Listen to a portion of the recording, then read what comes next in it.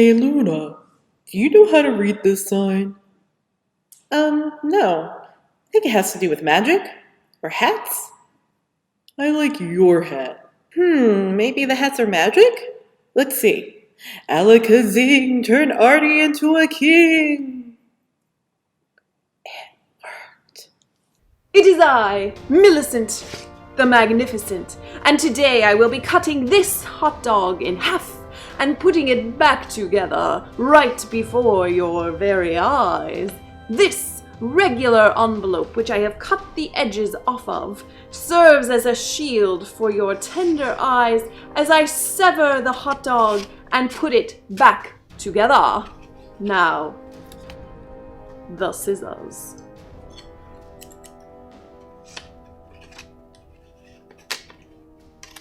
Don't worry, hot dog. You will soon be back together. Alakazam! Whoa, that's so cool. Can you show us how you did that? A magician never reveals their secrets. Well, I'll show you. You'll need an envelope, a sturdy piece of paper, I used cardstock, and a pair of scissors. The first thing you're gonna do is seal your envelope. Snip the very edges from your closed envelope. You don't have to take much. Then open it up so that you have a tube. You'll cut 2 slits in the envelope all the way to the crease. And you really want to make sure you go all the way to the crease so that your image can slide easily through. You don't have to draw a hot dog, just make sure that your image is longer and narrower than your envelope. When you slide your image in, you're going to go just through these 2 outer bands so that the middle stays close to the other side of the envelope. You can practice this so that it looks like you're putting it just through the whole envelope. Then, when you're ready to cut, you're going to put your thumb on your image to make sure that you don't cut through it, and cut through the 2 layers of the envelope on top. Now, it'll take some practice so that you don't expose the image below, but you can get it. Then say a magic word, and presto! And then it's all in the presentation. Practice the moves and the magic words, maybe put on a costume, and see who you can impress. Crystal ball, ooh, show me the secrets of magic. Oh, Crystal Ball says that magic is all about appearances. So if you want to make your own magic, you're gonna have to have a costume. Come join me, and I'll show you how to make costumes out of a pillowcase. Let's make a cape. You heard what the Crystal Ball said. A costume helps the audience get ready for some magic. You can either have a store-bought costume like I have with my witch's hat, or you can make your own do-it-yourself cape at home. All you need is a regular pillowcase and some sticky back Velcro. I recommend Velcro because if the cape ever gets pulled, it'll automatically release and there's no choking hazard. So you're going to take your Velcro and put the soft side of your Velcro on one corner and the sticky side of your Velcro on the other corner. That's going to attach and open. I've already done it right here and right here. Ready for some magic? Whoosh!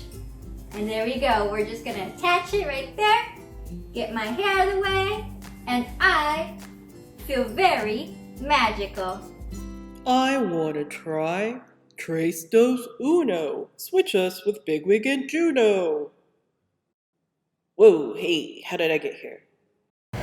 And for my first trick, I'm going to make this rabbit disappear, but no magician can complete a trick without their supplies. So please allow me to get ready. Magician's jacket, check. Magician's tie, check. Magician's wand, magician's wand. Uh-oh, I think my wand's disappeared again. It's okay, I'll just make a new one. So in order for us to complete our wand, we're going to need some scissors, 2 markers, a piece of black and white paper, some tape, as well as some glue. So the first thing I'm going to do is I'm going to take my sheet of white paper and I'm going to cut it about 1.5 inches in.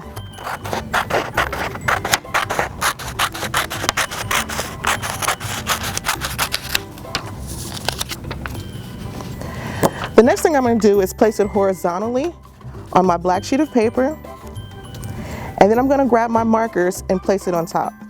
My markers are going to help me roll my sheet of paper. It's going to be my guide. So we're going to use our fine motor skills here and start rolling our paper.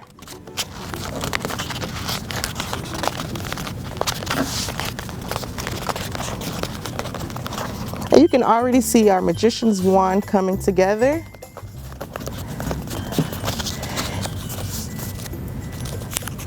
And then you're going to choose whether to use your tape or your glue, and I'm going to use my tape so it can get together faster. I'm going to seal it together.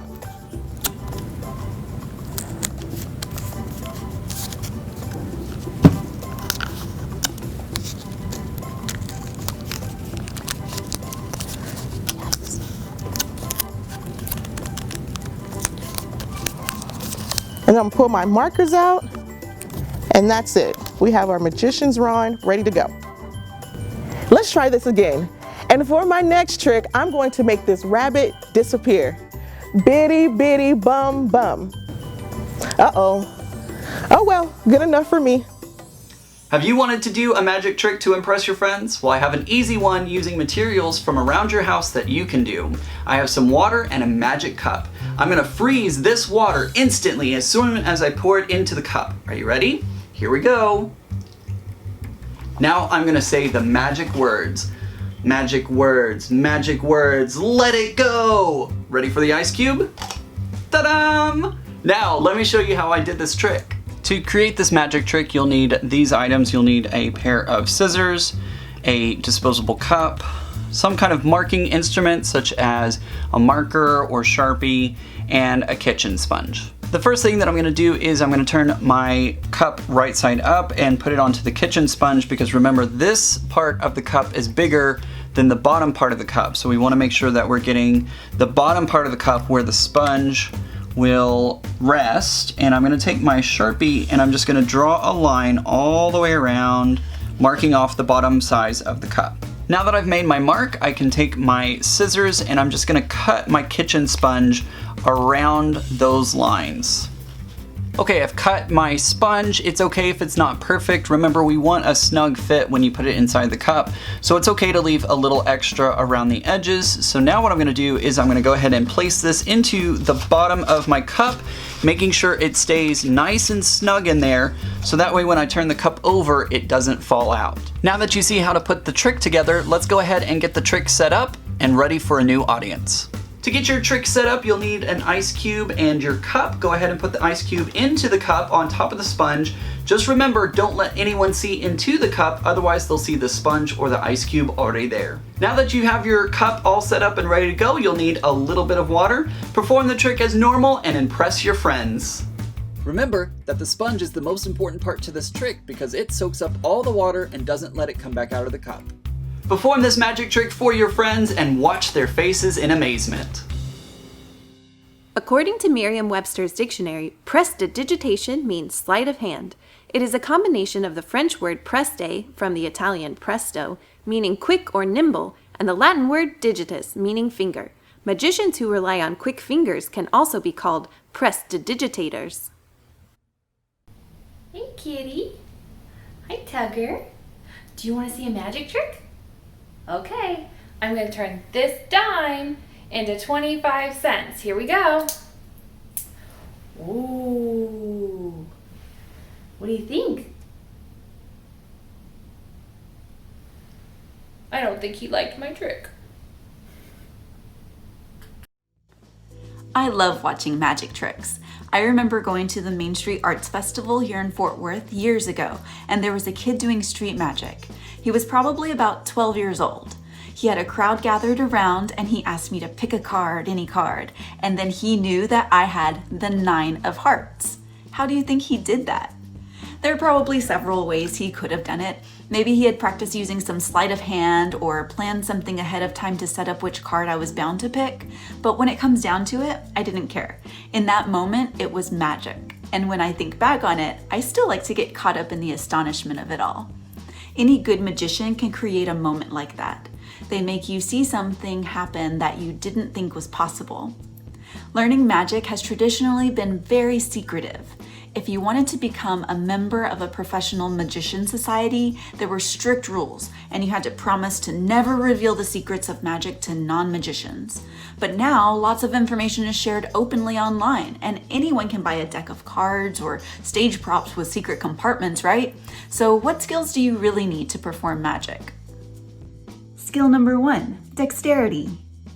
One skill you can build with practice is dexterity. A lot of tricks use what's called sleight of hand. You have to be able to contort your hand quickly and naturally so you don't make it obvious that you're maneuvering a card or a coin or whatever else you're trying to hide. Number 2, confidence, a stage presence to command a room. Even if you're not naturally confident or charismatic, practice the art of storytelling. When you keep an audience captive, you can get a step or two ahead by using misdirection, getting them to look over here so they miss your sneaky actions over there. Skill number 3, creativity. It's important to come up with new twists on magic tricks so that people don't get bored, and also to think on your feet, adapting when things don't go as planned. And skill number 4, persistence. To get really good, you'll have to put in a good amount of effort. It might be tricky at first, but keep practicing. Let's take a minute to learn about some real magicians throughout history. The first magician I could find was mentioned in an ancient Egyptian story. He was a sorcerer that used magic tricks to bewilder and hold influence over the pharaoh's subjects.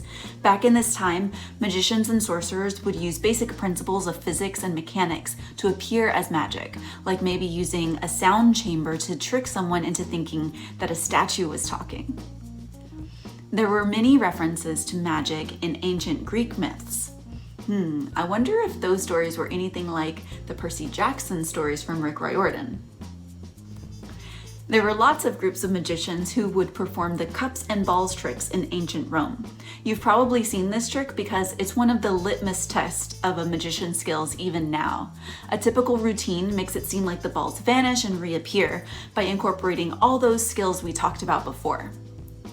Up through the Middle Ages, most people didn't know how to read and didn't have access to education like we do now, so they mostly thought magic came from supernatural sources or witchcraft, even though now we know that someone who has powers is really just someone who creates illusions because they practice skills that play off of how our minds tend to work. Let's skip ahead to the early 1800s. Magic isn't just done on the street or in circus sideshows anymore. Now magic is being done on an elegant stage or in people's drawing rooms. About 100 years later, Harry Houdini rose to fame. He made an elephant disappear at a show in New York, but he was most known for his sensational escape acts. He would have assistants lock him up with locks and chains, but he always managed to break free. There was even one stunt where he went underwater while wearing a straitjacket. His skills and showmanship were just unreal. Magician P.T. Selbit performed the first sawing in half magic trick on stage in 1921. David Copperfield became the youngest person to join the Society of American Magicians when he was 12 years old. When he was 16, he taught a course on magic at New York University. One of his most famous acts was making the Statue of Liberty disappear. He's been perfecting the art of storytelling while performing illusions for over 40 years now, and is the most successful magician in history, especially if you go off of how much money he earns. I also want to mention Dorothy Dietrich. She got the world's attention when she was a teenager because she did a really difficult trick on TV. She went on to break lots of barriers for women in the field of magic.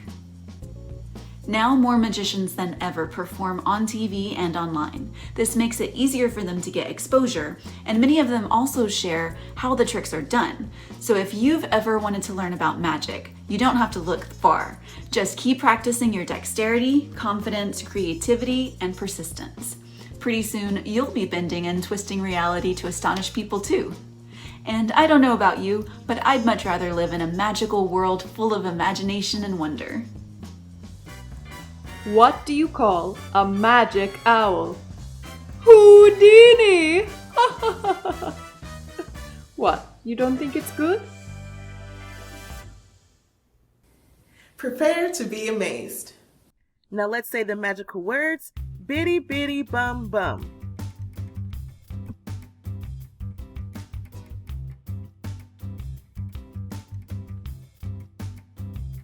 For this magic trick, all you're going to need is a glossy plate, some cheap dry erase markers, and water. Just make sure that the markers are pretty new and that the water is at room temperature. The first thing you're going to do is write a word or draw a picture.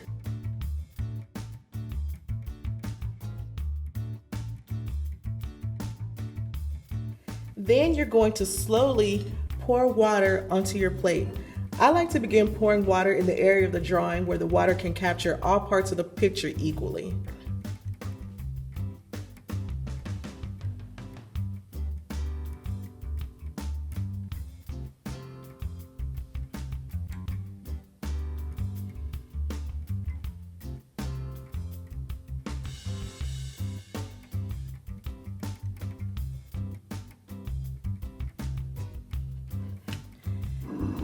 And there you have it, a floating picture. Pretty cool trick, huh? The secret behind this magic trick is in the science of the ingredients in the dry erase markers. Sharpie markers have an ink that is more adhesive, but dry erase markers have an ink that is less adhesive and more slippery. When you pour water on your picture, the marker leaves behind a mixture of pigments and alcohol mixed together. The alcohol dissolves and the pigments are left behind as a solid, causing it to float. The best thing about this trick is that it's easy to do and you can do it over and over and over again. Once you get the hang of performing it, use different colored markers to see if the outcome changes. I've got another water magic trick coming up. See if you can guess how it's done before the secret is revealed.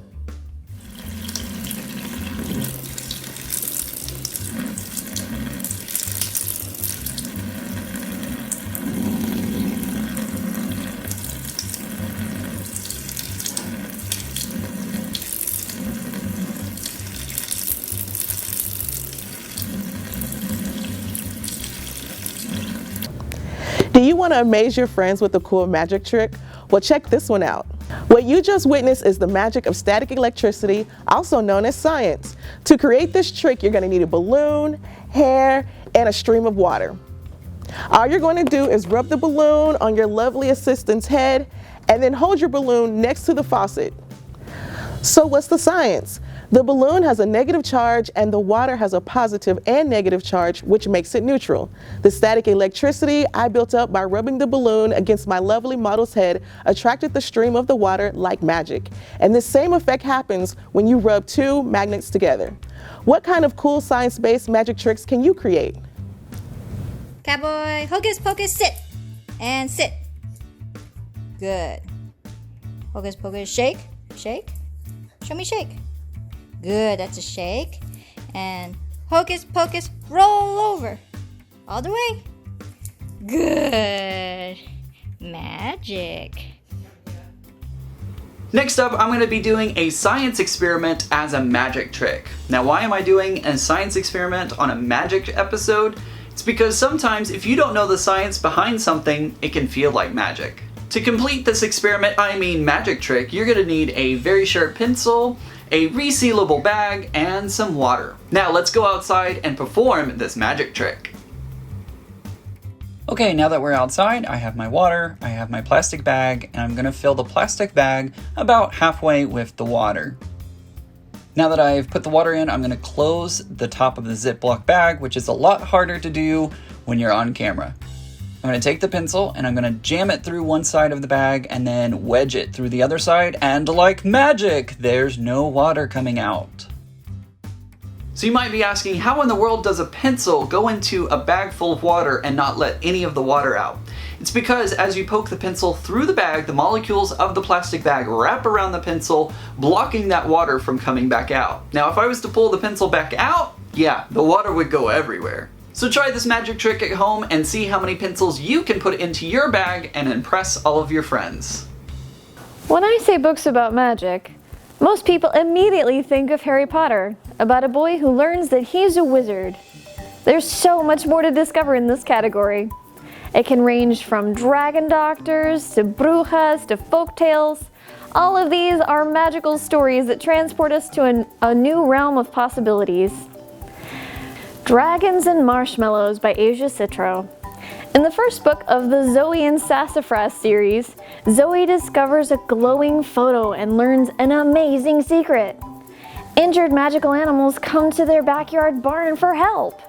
When a sick baby dragon appears, it's up to Zoe and Sassafras to figure out what's wrong. Will they be able to help little Marshmallow before it's too late? A Dash of Trouble by Anna Mariano. Wanting to be part of her family's Dia de los Muertos preparations, Leonora sneaks out of school to discover her mother, aunt, and older sisters have been keeping a secret. They're brujas, witches of Mexican ancestry, who pour a little bit of sweet magic into everything that they bake. Leo knows that she has the magical ability as well, and she's more determined than ever to join the family business, even if she can't let her mama and hermanas know about it quite yet. She's going to try just one little spell. What could go wrong? Read it to find out. Jeremy Thatcher, Dragon Hatcher. One day, 6th grader Jeremy Thatcher discovers strange magic in a shop he's never seen before. He enters and his life is changed forever. Buying what he thinks is a marble, he discovers he really bought a dragon's egg. His mission? To hatch it. What would you do if you were supposed to hatch a dragon egg? Check it out to find out more. These are just a few of the titles in this category. To check out these books and others, go to fortworthlibrary.org and don't forget to log in with your library card. What do you call a dog that can do magic? A labracadabrador. Today I'm going to be showing you an optical illusion with my lovely assistant here, Mr. George Washington, and I'll show you how to make him smile and frown. Hello, George Washington. Would you like to hear a joke? Oh, you're smiling. I'll take that as a yes. So what do you call George Washington's fake teeth? Presidentures. Oh, no, that one fell flat. Okay. So an optical illusion is basically just a trick of the eye, and I'm about to show you how we achieve that.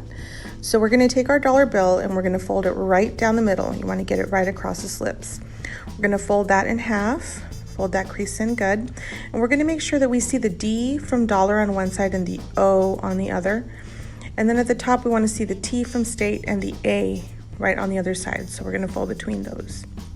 Okay, so now we're going to take our part of the dollar bill, we're going to fold a little flap. We don't want it to be really thick, so if you need a parent to kind of help you at this point, let's say this is a good time. You want to fold it down, and what you want to see is that the eyes almost look like they're touching, so it looks like there's no space there between the eyes. Okay, so once you see that, you're going to fold the other side back, and we just want to make sure that that crease is nice and straight all the way through. And you'll see that little fold right in the middle. And you'll see the eye on one side, and when you flip it around, you'll see the eye on the other side. And also on the side, you want to see a little V or a little M form, and that means you've got, a good crease. So we'll open it up, we'll stretch it out just a little bit, and these folds are going to give us the illusion that when you tilt the bill up, it's going to smile. But when you tilt the bill down, you're going to get a real frowny face. So I hope you enjoyed this trick of the eye, and I can find all of your smiling and frowning Washingtons on our Facebook page. There are many different ways that you can create an optical illusion. Creating a kaleidoscycle is one of them. Printing out the template below. Printing out the template below.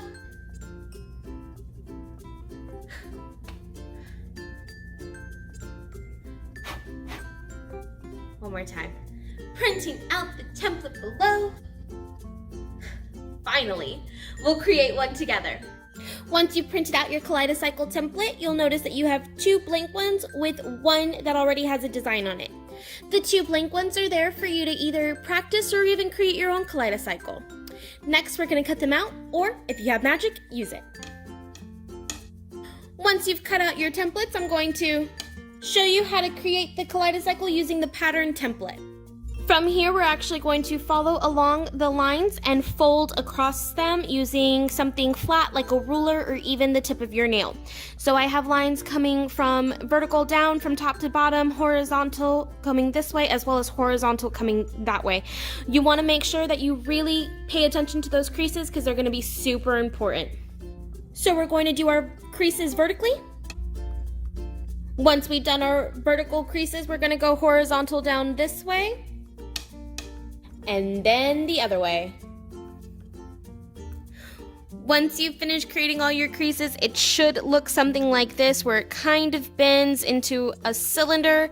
And then what we're going to do is we're going to take these striped points and actually fold them over to this half triangle here, and it'll actually fit right there if you've done all your creases correctly.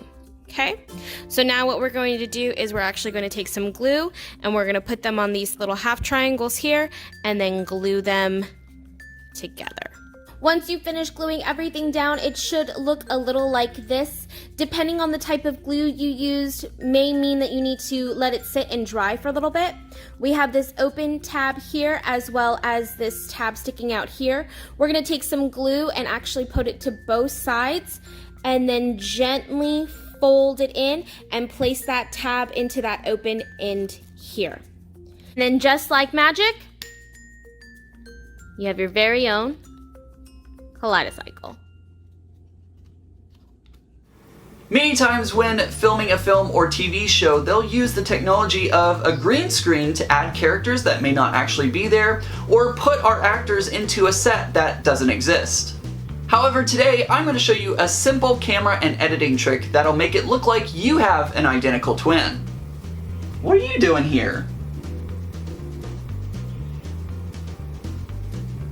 To create this effect, the first thing that I did is I moved to the left side of the frame, making sure not to cross the center of my frame.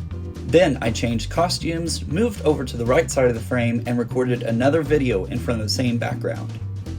Now that I've recorded the two videos that I want to layer on top of each other, I'm going to use a free app called Cut, but there are plenty of other apps that you could use to create this effect. I've imported both my A video and my B video, and now it's time to make the magic happen.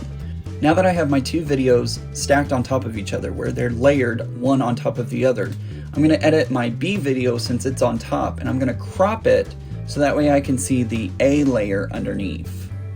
Now that I've cropped my B video so that way it reveals the A video, you can see it looks like it's one camera shot. So as you can see, it's really easy to do this camera trick, and camera tricks like this were some of the first ones used in movies, which really impressed the audiences. Card. Was this your card? Yeah.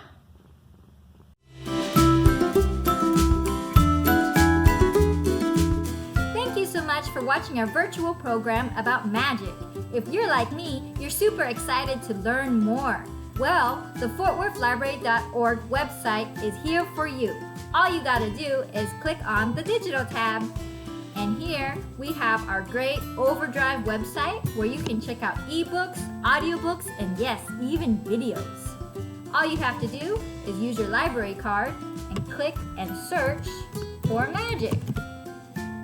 What I love about this website is you can sort by your interest. So maybe you're interested in juvenile fantasy or juvenile fiction. Let's go ahead and click it. Lots of titles about magic. Ooh, I already have some already borrowed. And I see this one, it's an audiobook that's available, so I can check it out right now. Let's go ahead and borrow it for 14 days. Yes! It's that easy. Now it's in my bookshelf and I can read it and listen to it using my smart device. Next, let's go ahead and go back to FortWorthLibrary.org. We have great digital resources. Maybe I can find some resources that will teach me to do my own magic tricks. Let's scroll down and we have the online database. Here we have plenty of resources for kids, adults, do-it-yourselfers, all sorts of things. I'm going to go ahead and click Encyclopedias and Reference. Now I have World Book Kids. Ooh, look at that scary shark. Let's go ahead and search for magic. Great. We have some great videos, historic videos about Harry Houdini. He was a great magician from the past, and there are even free videos for you to watch. What I like here is a quick infographic on how you can use some trickery with balls. They turn this golf ball into 2 and then 1. Do you think you can do that at home? I'd like to see you try. As always, residents of Fort Worth Library have access to getting a digital library card by going to fortworthlibrary.org. I hope to see you again soon. Bye!